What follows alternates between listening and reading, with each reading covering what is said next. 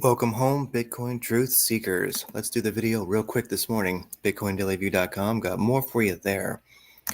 Looking at Bitcoin trading volume this morning, it is 7.1 billion, and that is still down 2% last 24 hours. But we're seeing a little bit of a tick up in volume for Bitcoin, and we'll see that in the charts in just a second. In general, this thing checked out on me last night for a couple hours. Not sure why, but definitely we opened this morning. The market did see a good number of uh, shorts get wrecked, and I am seeing some nice big multi-million-dollar buys coming in. So I think the plan for the week might be a move up in the crypto market, and we'll look at as to why as we cruise along. Looking at where the big volume is for longs and shorts on Binance. Longs 57%, shorts 42%. That's kind of a close ratio, but overall a slight long bias. And of course, as always for Ethereum, 76% long, 23% short. People are always crazy long their bias on Ethereum. We'll see if that plays out for them. We're beginning to see an increase in volume. Most of the top 20 exchanges are still in the red as far as volume for all spot trading pairs, as far as in it's decreasing the last 24 hours. But I think we are seeing an uptick. So we're starting the week with a little bit of an uptick in volume for sure across the alt trading pairs. So let's see how that rolls. Looking at Bitcoin in the top 100, Bitcoin coming in at 62,760. Bet you didn't see that coming. And we are seeing some of the top 100 alts make a nice move. I'd be like, full disclosure, I got some SHIB this morning, some Shiba Inu. That looks like it's really going to be a nice run. If I'm wrong, I'm wrong, but I hedged my bets.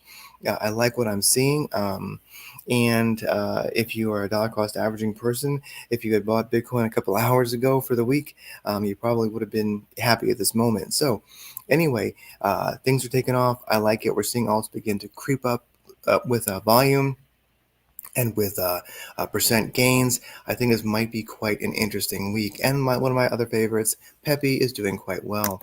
Now, looking at Bitcoin, what happened? This is a 45-minute chart.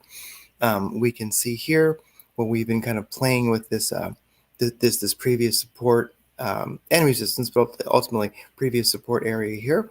And also here in the 45-minute chart, as we can see, over the weekend we were trying to get above. Okay, well, let's look at this sanely here. Do my best to not get too excited. But on this hourly chart or 45-minute chart over the weekend, you can see an upwards channel where Bitcoin has been trying to, make a move, a nice gradual upwards channel. I could go into more in depth on this, but if you want to see that, just watch yesterday's video where I looked at Bitcoin a little bit deeper. We'll keep it light this morning. I mean, in general, without looking at so much, big picture stuff, I kind of covered that yesterday, and I will sometimes. Just today, we'll just focus on the now. And upwards channel on the hourly and the 45-minute, as you can see, it got to the it didn't even get to the 200 moving average, light moving average there, and start beating on it. It just bam took off. You can see those purple candles.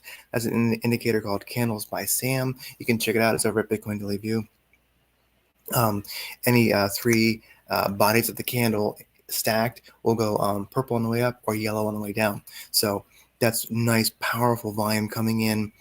We broke above the 200 moving average, broke above the 314. We're coming back, of course, testing that 314 a little bit, and that certainly makes sense.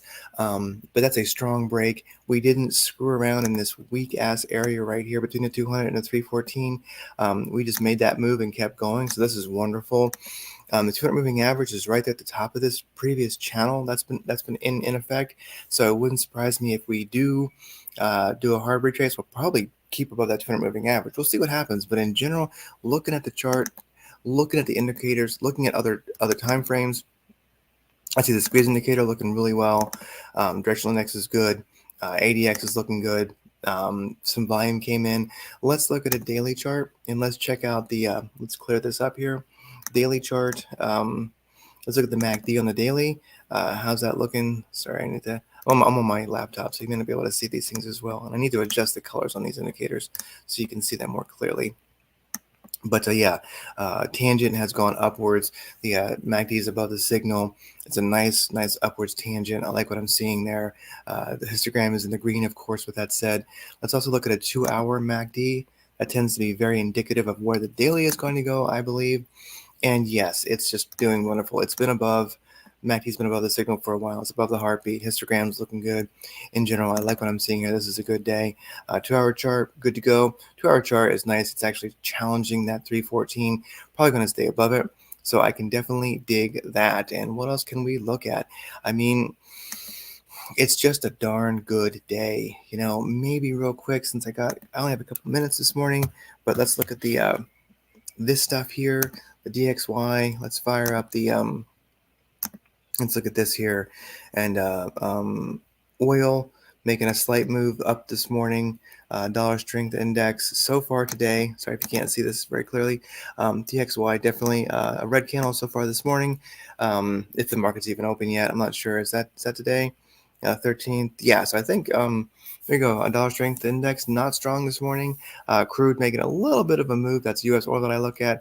Gold and silver. Gold's red day so far in the daily candle. Silver's green. Let's see what happens. I think that we're going to need a little bit of movement in the alt market, and I think we're going to need this week to play out a little bit further before we, I think, really know what gold and silver are going to do. But right now, they're sideways this morning. Nothing too exciting happening. I love SHIB. It's just one of my favorite coins. I think it's cool. I like it. Here you can see on the 45-minute chart a powerful break. It looks like Bitcoin broke above the 200, broke above the 314. Looking at the indicators, this is just textbook wonderful. Squeeze is looking great. Directional Next is looking good. ADX is looking good. We had some nice volume come in. I think we'll probably hold these gains, probably stay above the 200 and the 314. I think we're probably going to see a nice run here on the daily chart. Let's look at the MACD for SHIB. Yep, it's just MACD is just breaking. It's just about to break the positive that MACD is going to go above the signal. We have a nice strong tangent. Yes, we're looking at this is interesting. This could be considered. Oh, and I have to forgive me. I'm not a super good person when it comes to drawing these things, but let me just do it in a sloppy way here.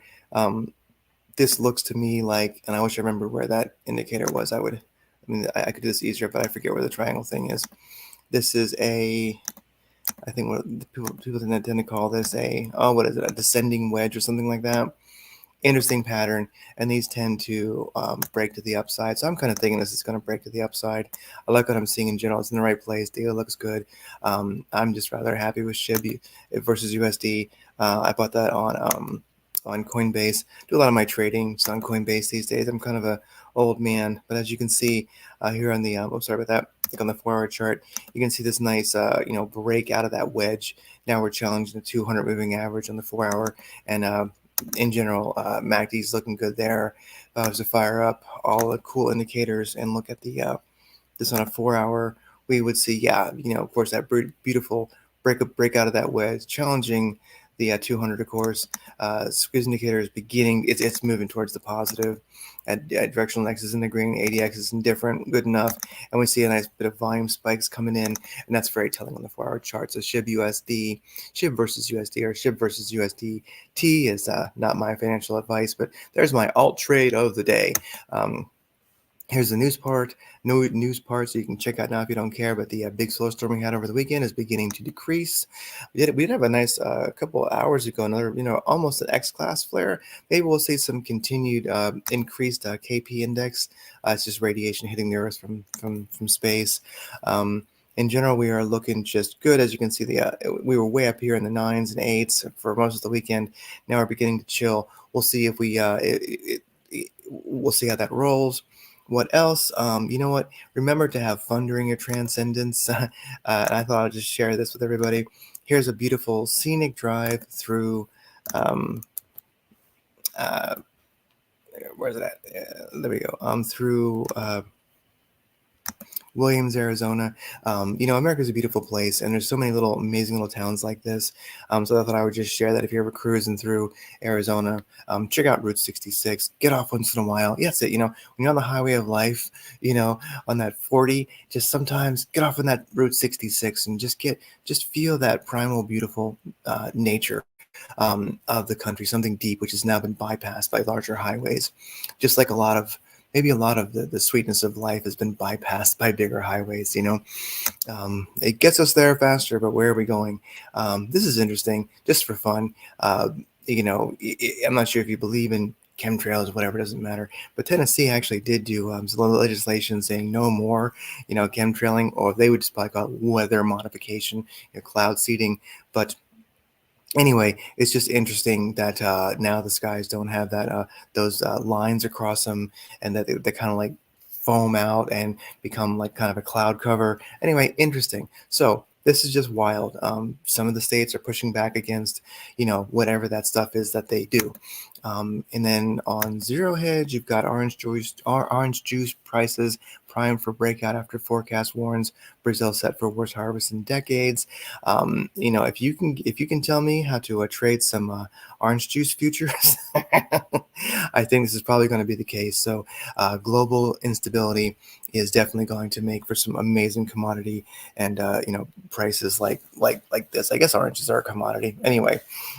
Be sure to stock up on your orange juice. My mom used to always get frozen orange juice, so he always had it in the freezer. The concentrate. So if you like your orange juice, prices are going up. Here's a little tip. So buy some, keep it in the freezer, the concentrate, and then buy some orange juice futures and just cash in. With that saying, NVIDIA rivals gold as shield against inflation. I looked at this article and I just thought, you know what? This is psycho. This is crazy. NVIDIA is wonderful. If I had bought it a while ago, I'd be loving the gains that I'm getting it. But the only problem I'm seeing with this is that, NVIDIA is just a company. They make GPUs. That's great, but they're not gold. So I don't know. When you start saying NVIDIA rivals gold as a shield against inflation, well, maybe as far as temporary gains, if you're a trader, maybe you can get in and you can make some money. But I don't know. I just think it's an ass clown crazy idea that you're going to, consider NVIDIA to be, generational wealth. And that just kind of shows once again how we've kind of bypassed Route 66, this beautiful connection to life in America, for the 40. We just go screaming down the road, not thinking about where we're going, but trying to get there in a hurry. And then we start trading our wealth. You put your fiat currency, put your Bitcoin, not calling that fiat currency, but fiat currency, Bitcoin gains, whatever, putting some into gold and silver. That's great. You turn that into wealth. And it's just something some people like to do. Some people don't. But whatever a person's take on it, however you might trade and invest in the future and the now, even the idea to compare NVIDIA to gold, that's weird and will not bring good fortune to those who think that way. So with that, Bitcoin truth seekers, I will be here every day, try to get on as early as I can, try to share some trade setups like I did today, and we'll come in for the big win this week. Let's make some gains, some life-changing wealth.